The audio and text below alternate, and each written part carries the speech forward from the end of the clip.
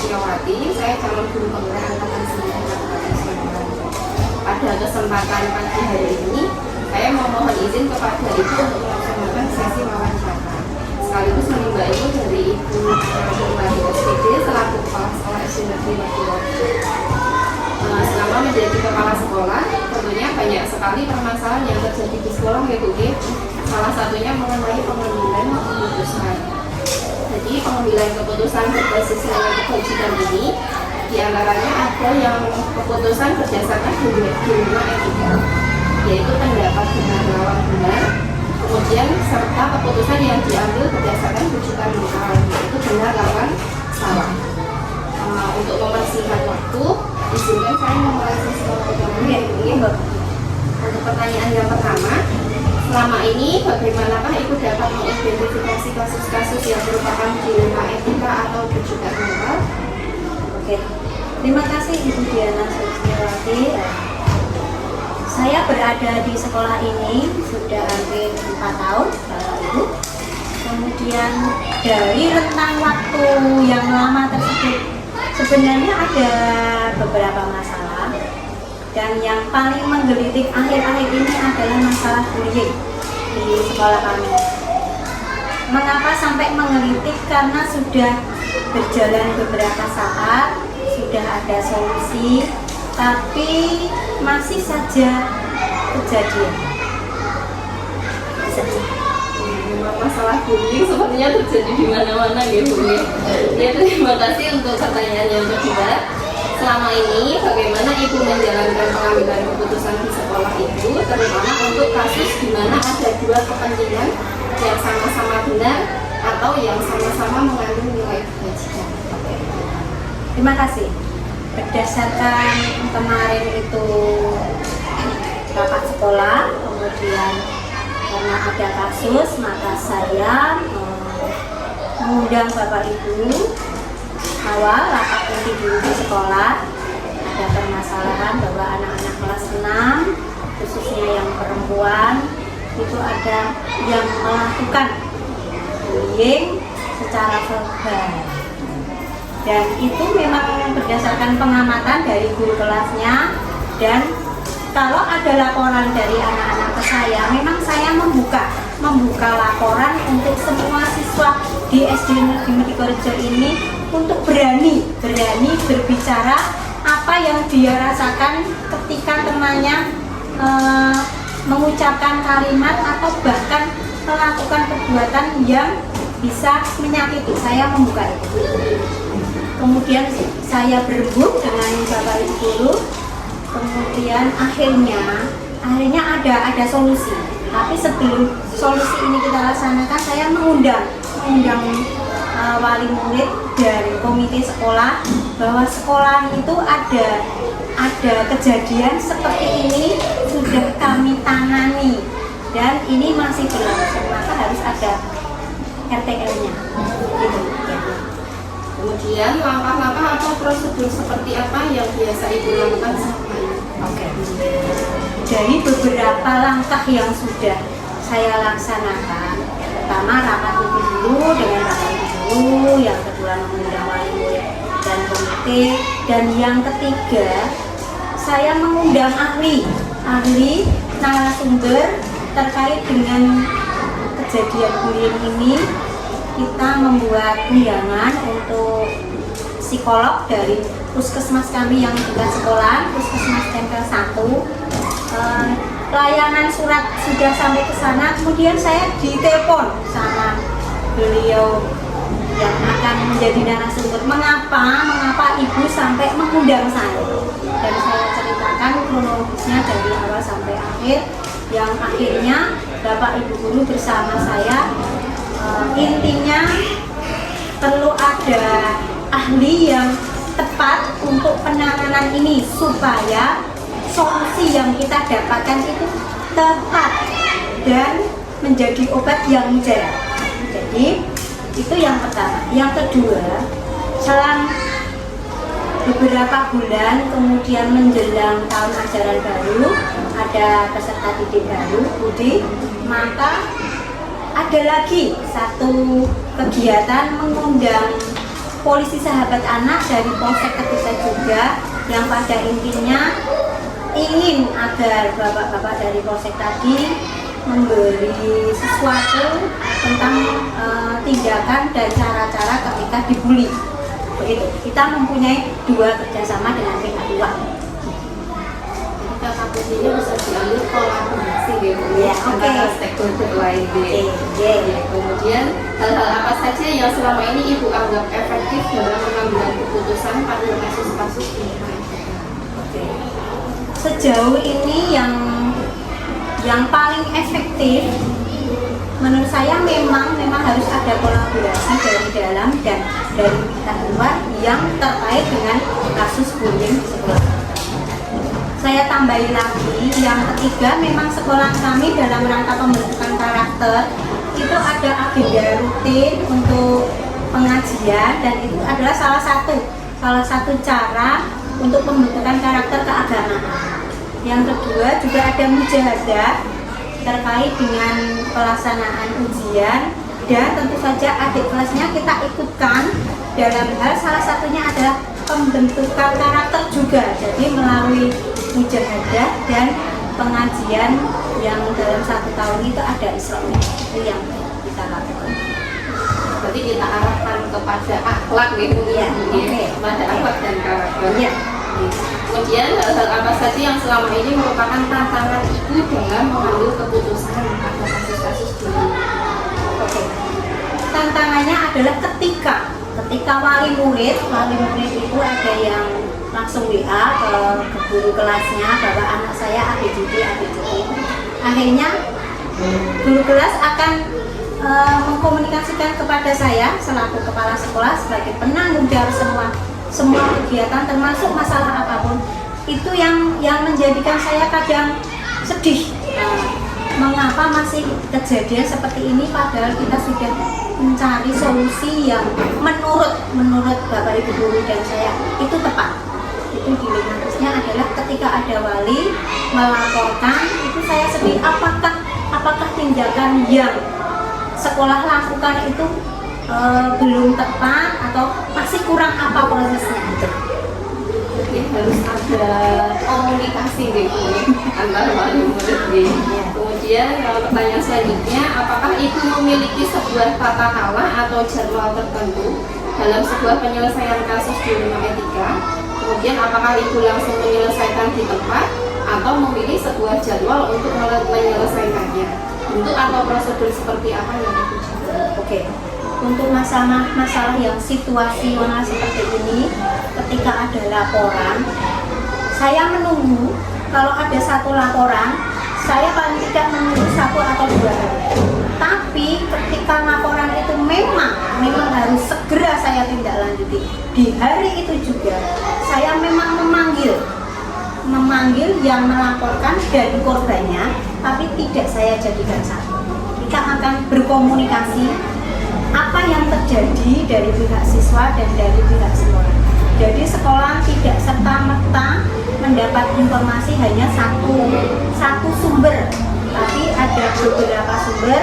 Kemudian kita tindak lanjuti di dalam rapat sekolah.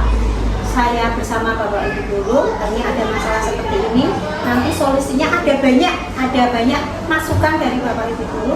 Termasuk setelah itu saya akan kembali by phone ke narasumber yang psikolog tadi untuk memberi masukan lagi kalau masalahnya seperti ini, solusi kita seperti ini, minta pendampingan dari narasumber.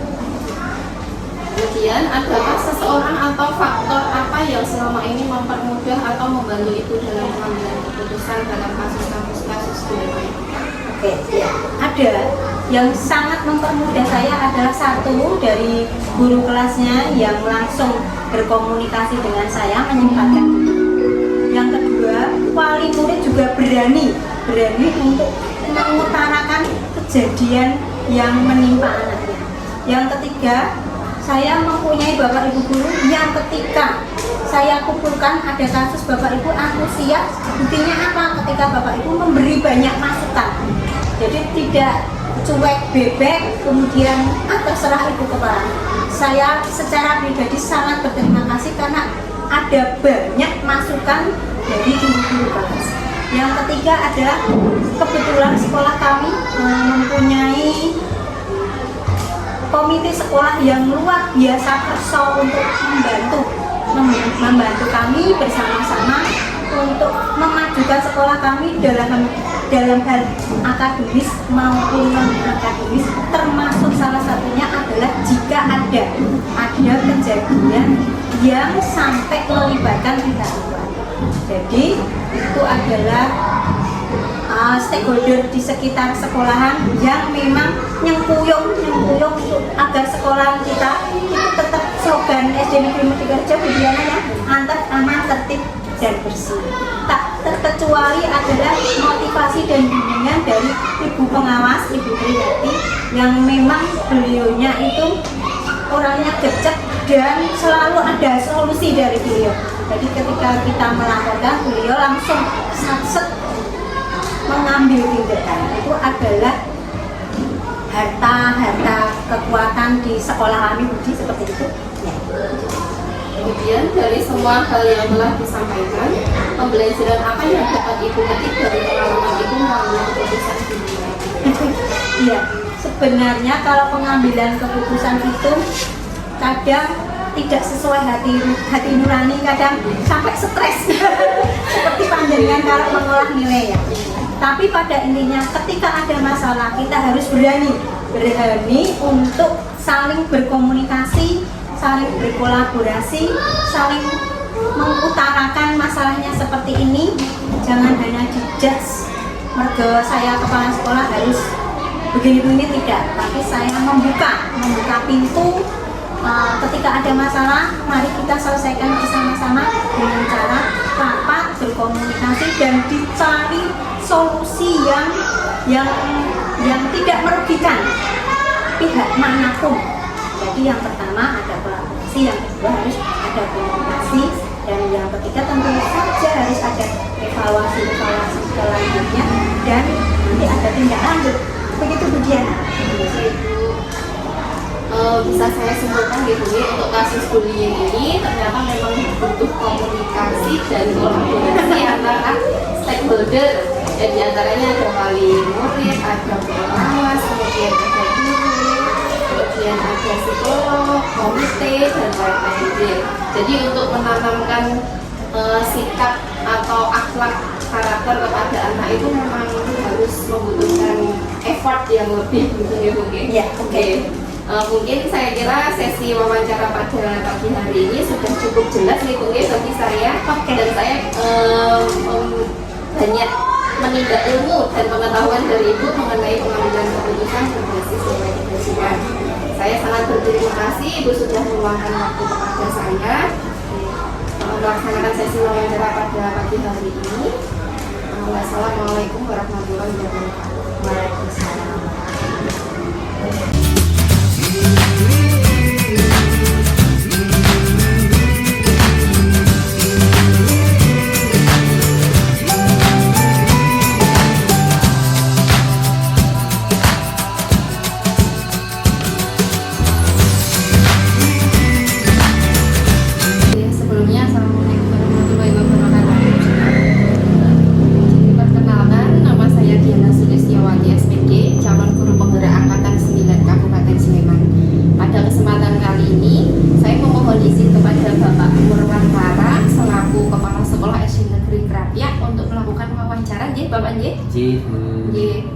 Selama menjadi kepala sekolah tentunya banyak sekali permasalahan yang terjadi di sekolah Bapak. Salah satunya mengenai pengambilan keputusan.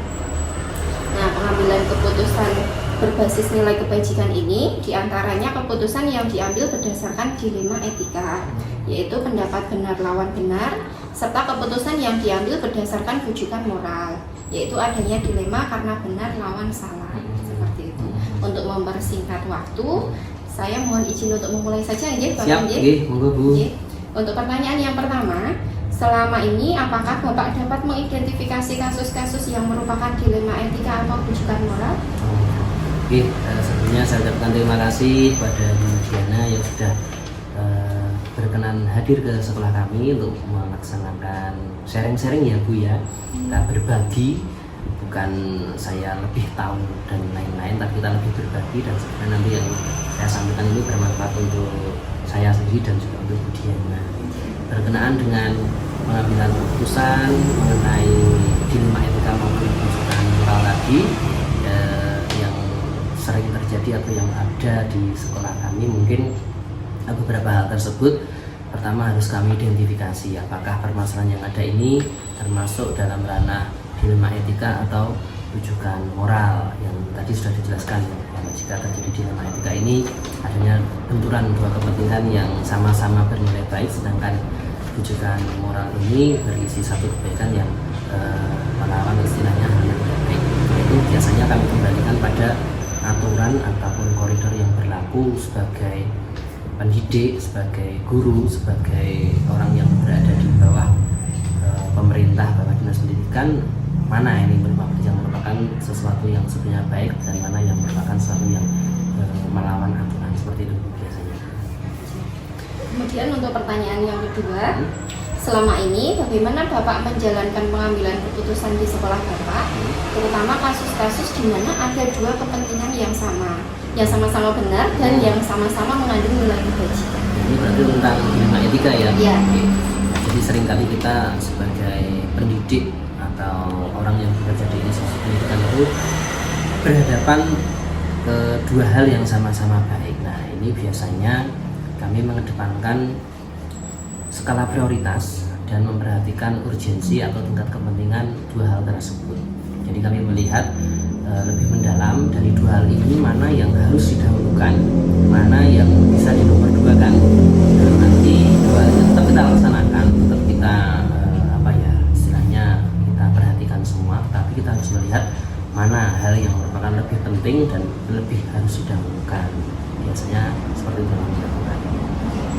Kemudian langkah-langkah atau prosedur seperti apa yang biasa Bapak lakukan selama ini? Oke, ini sebagai manajer di sekolah tentu kita memiliki rekan-rekan yang ikut bekerja di sekolah kita, yaitu Bapak Ibu dan karyawan. Nah, biasanya ketika saya menghadapi baik dilema etika maupun rujukan moral ini, yang pertama sebagaimana tadi pernah kita bahas, yaitu melakukan identifikasi terlebih dahulu.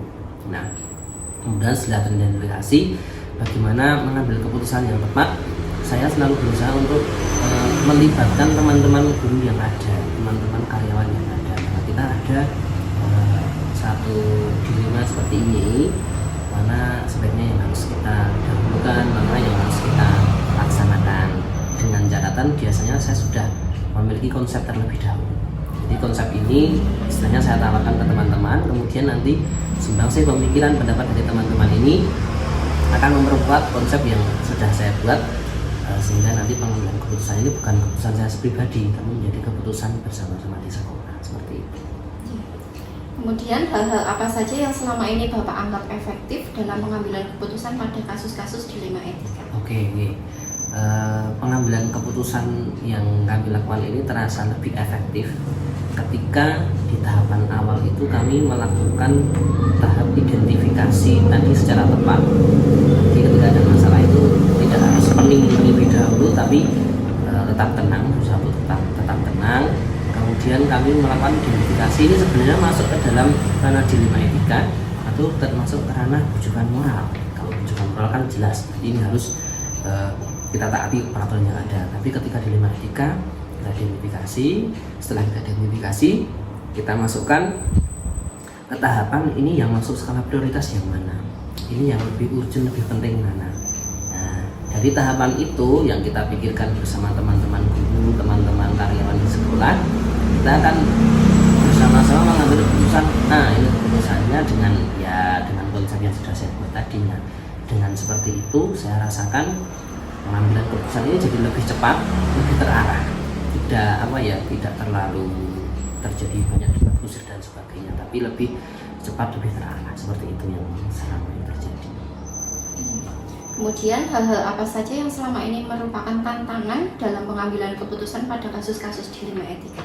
Nah, ini yang menjadi tantangan itu sebenarnya ada pada tahapan identifikasi tadi.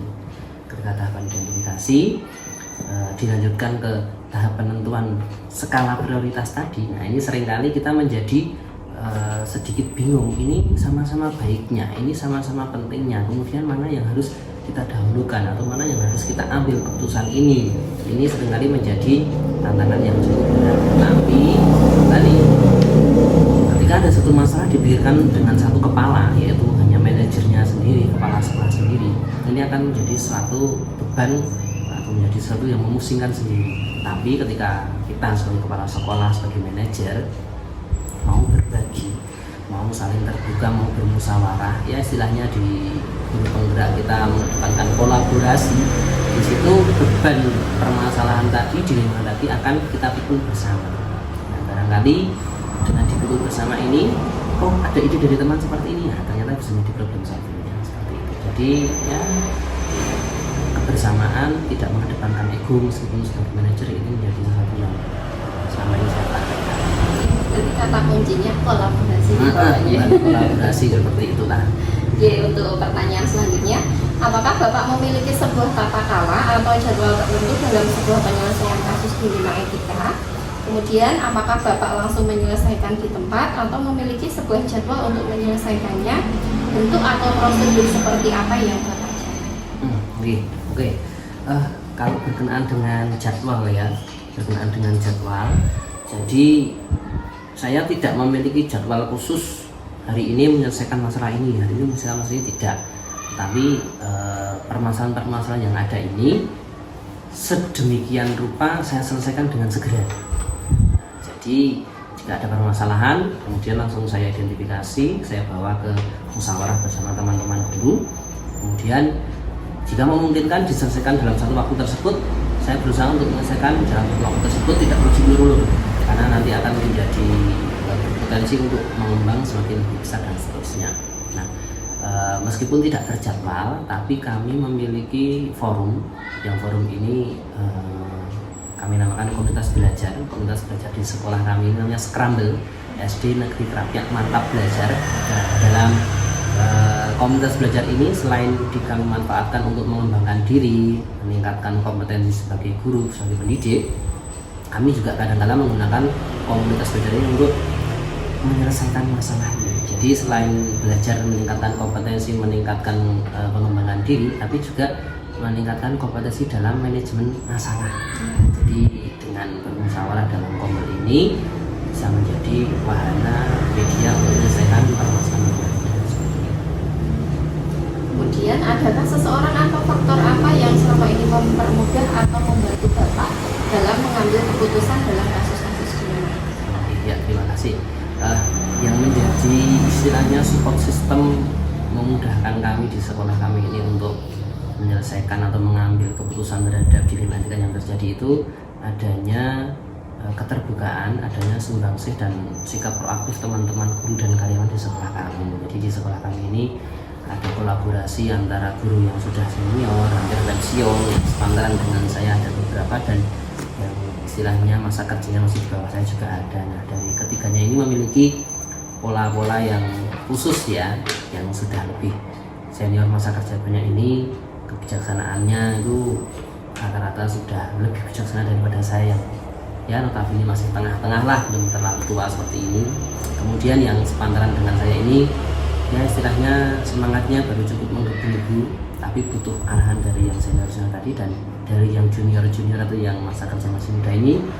Mereka istilahnya kaum-kaum atau era-era yang memiliki inovasi tinggi. Nah, dari ketiganya ini kami kolaborasikan menjadi support system. Ketika ada permasalahan yang ada, kami ramu menjadi satu formula untuk menyelesaikan permasalahan yang ada seperti ini.